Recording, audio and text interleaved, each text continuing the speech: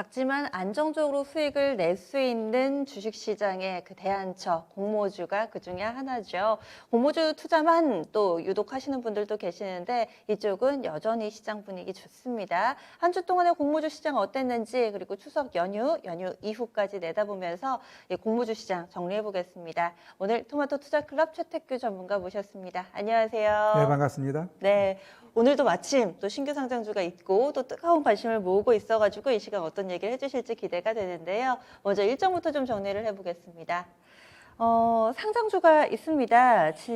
이번 한 주 어떤 종목 상장을 했는지 위쪽 보시면 돼요. 상장 일정 정리하겠습니다. 월요일은 스펙주 하나 있었어요. 유진 스펙 7호였고요. 화요일에는 리츠 가운데서의 최대 경쟁률을 기록했던 SK 리츠가 데뷔전을 치렀습니다. 그리고 오늘입니다. 두 종목 있는데요. 현대중공업 그리고 대신 밸런스 스펙 10호 이렇게 두 종목이 데뷔전을 치르고 있는 상황, 총 4종목이 상장을 했는데요. 이 가운데서 아무래도 가장 먼저 눈길이 가는 종목은 현재 진행형인 현대중공업입니다. 어떻게 좀 보셨어요?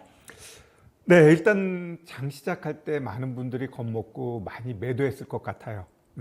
시작할 때 시작하고서 그냥 훅 내렸다가 다시 좀 끌어올렸는데 일단 현대중공업 같은 경우는 오를 수 있는 요인하고 이제 내릴 수 있는 요인이 두 개가 이제 상존하다 보니까 오늘 변동을 굉장히 심하게 해줍니다. 잘 보시면 일단 총 주식 수가 8,800만 주인데 일단 락업 걸려 있는 게 8천만 주예요. 근데 시장에 돌 수 있는 게 이제 한 850만 주 이 정도 되는데 뭐 이 정도 가격에 800만 주라면 또 작은 물량은 아니에요. 근데 일단 잘 보시면 일단 최근 오늘은 조선주들이 대부분 안 좋았지만 최근에 보면은 그 유가도 70달러를 상회하죠. 그다음에 성과 인상 이러한 부분으로 인해 가지고 조선주들 흐름이 나름대로 괜찮았습니다. 그리고 특히 이 종목 같은 경우는 기관 투자자하고 외국인 투자자들의 그 상반된 생각, 락업 걸려져 있는 게 다른데 그 표가 하나 있는데 한번 나오나요? 네. 보시면은 네, 오른쪽 거 보시면 이제 기관하고 외국인 같은 경우는 그냥 첫날에 그냥 98% 이상 거의 모든 물량을 던지겠다라는 생각을 갖고 있는데 이 물량이 한 340만 주 돼요. 그다음에 기관 같은 경우는 크게 그 처음에는 안 나오다가 오히려 3개월쯤 돼가지고 한 60% 이상 나오기 때문에 여기서 이제 공방이 이루어지는 겁니다. 올라가면 외국인은 던지려고 하고 그러한 부분에 의해서 일단 어차피 이제 현대중공업은 제가 봤을 때 뭐 오늘 뭐 상한가 들어가고 그런 건 좀 요원해요. 왜 올라가면 외국인이 던져버릴 거니까. 그렇다고 또 내려가는 측면에 있어서도 크게 안 내려갈 텐데 가장 포인트는 우리가 여기 30분 봉 보면 딱 나와 버려요.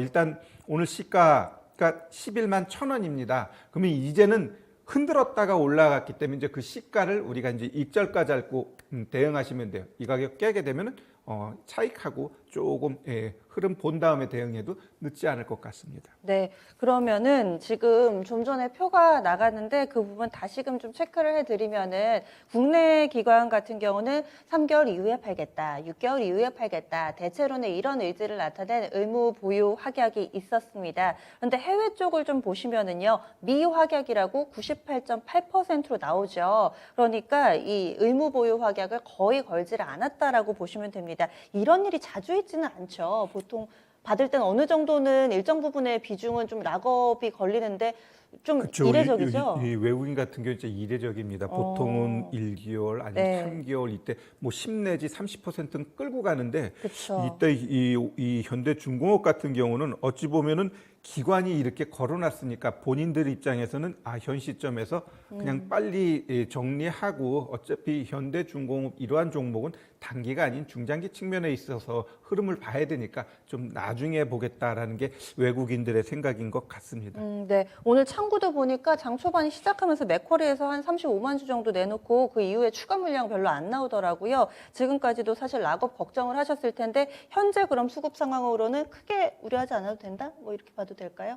외국인 락업 그렇죠. 네, 일단 외국 제가 물량이. 봤을 때는 그 아까 얘기했던 11만 1,000원 이 가격을 깨지 않으면 외국인도 올라가면 던지려고 하지 그냥 현 시점에서는 그닥 안 할 것 같아요. 그러다가 그 깨고 물량 나와버리면 그냥 같이 던져버리면서 오히려 더 급락이 확 네. 나와버릴 수도 있다라는 점 우리가 좀 유념하시면 됩니다. 알겠습니다. 그래서 11만 1,000원 라인 중요하다. 현대중공업 이렇게 살펴봤습니다. 뭐 따상까지는 안 되죠. 시가 기준가가 2배에서 출발을 못했으니까요. 하지만 공모가 6만 원에 거의 2배 되는 가격 더블에서의 주가 움직임을 나타내고 있습니다. 그럼 이번엔 청약으로 넘어가 보겠습니다. 이번 한 주 청약 시장도 후끈 달아올랐는데요. 코스닥에 상장되는 종목군들이 상당히 많이 동시다발적으로 청약이 진행돼서 아마 자금을 어떻게 분산해야 될지 머리가 좀 아프셨을 것 같아요. 보시죠. 월요일, 화요일 두 종목이 있었습니다. 신한스펙 8호 그리고 바이오 플러스 있었고요. 화요일, 수요일에 세 종목이 있었습니다. 실리콘2, S&D, 프롬바이오. 따라서 화요일은 5종목이 집중되는 그런 이례적인 일도 펼쳐졌는데요. 이 중에서는 실리콘2가 괜찮다. 지난주에 살짝 힌트 주셨잖아요. 확실히 경쟁률도 높았어요. 네, 우리 시청자 여러분들이 공모주 하면 또 이 방송을 많이 보시나 봐요. 제가 얘기하는 것들이 딱딱딱딱 잘 맞아떨어져 가고 있는데 여튼 실리콘2 같은 경우는 청약 측면에 있어서는 또 아주 서프라이즈한 모습을 보여줬습니다. 일단 실리콘2 이커머스 쪽에 이제 플랫폼 기업인데 공모 가격 27,200원 그리고 한 12 정도 이제 청약하고자 한다면 증거금이 한 13만 6천 원 정도 될 것 같아요. 일단 근데 이제 이 종목 같은 게 이제 의무 보유가 또 이제 8.37%니까 뭐 높지는 않네요. 크게 뭐 올라가기보다는 네. 오늘 현대중공업처럼 막 변동을 줄 거예요. 그리고 일단 청약률이 높기 때문에 그냥 죽지는 않고 변동 주면서 올라갔다 윗꼬리 달고 떨어질 수 있으니까 그러한 부분만 트레이딩 잘 하시면은 일정 부분 뭐 어느 정도 우리 현대중공업처럼 더블 이상은 한번 나올 수 있다 이렇게 좀 보시면 됩니다. 네, 경쟁률이 상당히 좀 높았어요. 실리콘2. 그런데 아마 1억 정도 증거금 넣으셨어도 두 주 그리고 또 균등히 워낙에 추첨으로 받게 돼가지고요. 두 주, 세 주 요 정도밖에 못 받으셨을 것 같아요. 물론 물량 자금을 많이 넣으신 분들은 물량을 많이 확보를 하셨겠지만 이렇게 실리콘2 쪽으로 자금 많이 쏠렸는데 반면에 또 그림자가 드리워진 종목군들도 있었습니다. S&D하고 프롬바이오는 굉장히 저조하더라고요. 네, 이 두 기업이 그냥 공통적으로 하는 게 건강기능식품이라고 좀 보시면 될 것 네. 같아요. 그럼 지금 시장이 제약바이오도 그렇고 건강기능식품도 조금 열애된 분위기에 있어요. 지금 시장에서 가장 소외받고 있는 게 지금 기술주 반도체, 그다음에 어찌 보면 건강 관련된 이쪽 섹터들이 움직임이 제일 안 좋아요. 일단 시장 전체적으로 수급이 좀 약하다 보니까 가는 쪽으로 가고 있거든요. 그러다 보니까 이 S&D 같은 경우도 경쟁률 보면 최종이 4.2대 1. 그다음에 4.2대 1. 그다음에 프롬바이오 같은 게 48.23대 1. 이게 거의 이렇게 되면은 우리가 이제 공모해가지고 공모가도 그 채우지 못하고 하락하는 종목이 제가 가끔 있다 그랬는데 맞아요. 이러한 종목들이 혹 그런 일이 발생할 가능성이 좀 있다 이렇게 좀 보여집니다. 네, 게다가 지금 뭐 S&D 같은 경우는 이전 상장이어가지고 이런 경우에는 또 많이 관심이 없죠. 그리고 또 프롬바이오도 아마 오히려 자금을 많이 넣으셨던 분들 물량 많이 떠안으셔서 이거 어떻게 해야 될까 이런 고민을 하실 수도 있습니다. 그래서 뚜렷하게 이렇게 경쟁률이 엇갈린 상황이었고요. 그렇다면은 다음 주 연휴로 인해서 좀 휴장 일정이 긴데 다음 주는 IPO 시장에 어떤 일정이 있는지 보겠습니다.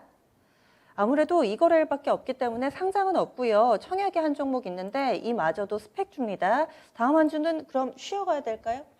네, 한 템포 쉬어도 좋습니다. 네네. 뭐 이렇게 추석 연휴 또 많이 좀 바쁘실 텐데 일단 공모 시장은 좀 쉬었다가 그 다음 주에 또 많이 몰려 있으니까 맞아요. 그 다음 주를 위해서 총알을 준비하는 것도 나쁘지 않을 것 같습니다. 네, 그 밖에도 이쪽 IPO 신규 상장한 지 얼마 안 된 종목이라든지 상장 준비하고 있는 종목군들 내에서 좀 이슈 있거나 봐야 되는 종목 있으시면 말씀 좀 해주시죠. 네, 우리 시청자 여러분 공모주 하시는 분 뭐 주식 안 하지는 않죠? 자, 이제 잘 보시면은 제가 이제 수소차 얘기를 많이 했어요. 수소 관련된 얘기를. 자, 2차 전지 같은 경우는 이제 이 9월이면 끝납니다. 지금 3개월 동안 엄청나게 상승을 줬는데 결국 기관 외국인들이 좀 이전에 2차 전지를 털었어도 되는데 끝까지 간 건 수익률을 극대화하는데 2차 전지로 가겠다라는 거예요. 그러면 남은 시간 동안은 2차 전지들은 올라도 조심해야 돼요. 거기 지금 자리에서 사게 되면 완전 고점에 물립니다.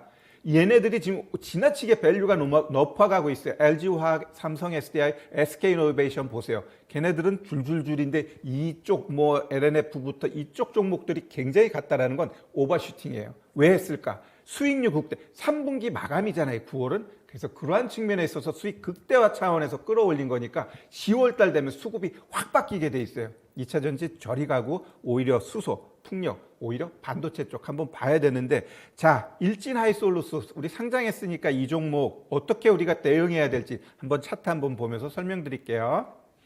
자, 이 보시면 위에 SK가스, 한국가스공사 이런 종목이 신고가 나와요. 이 평소에 몇 년을 해도 이런 거 보기 쉽진 않은데 그 밑에 이제 코롱인더도 오늘 신고가가 빵빵 치고 나옵니다. 결국 이쪽 수소 쪽이 강하게 갔는데 일진하이는 왜 못 가요? 얘는 따상의 뭐 10% 이상의 다른 종목 쉴 때 얘는 벌써 엄청나게 100% 이상 수익이 나서 일정 부분 수익이 났거든요. 그럼 얘는 오히려 이 시가가 68,600원인데 7만 원 밑에서부터 분할 매수하면 될 것 같아요. 7만 원 밑에서. 그렇게 되면 다른 수소차들이 빵빵빵 신고가 가면 일진 하이솔루스는 그때부터 이제 스물스물 해갖고 다시 최근 고점 98,000, 10만 원도 갈 수 있습니다. 시간을 두고 이런 종목 관심 갖고요. 지금은 가는 쪽이 어디? 수소 쪽에서 뭐 SK가스, 코롱인도 이런 애들이 신고가 간다는 건 차후 일진 하이솔루스가 못 간다가 아니라 결국 지금은 좀 조정을 주고 가겠다라고 우리 시청자 여러분들이 이해하시면 됩니다. 네, 알겠습니다. 오늘도 공모주 시장 상당히 좀 자세한 이야기 고맙습니다. 네, 감사합니다.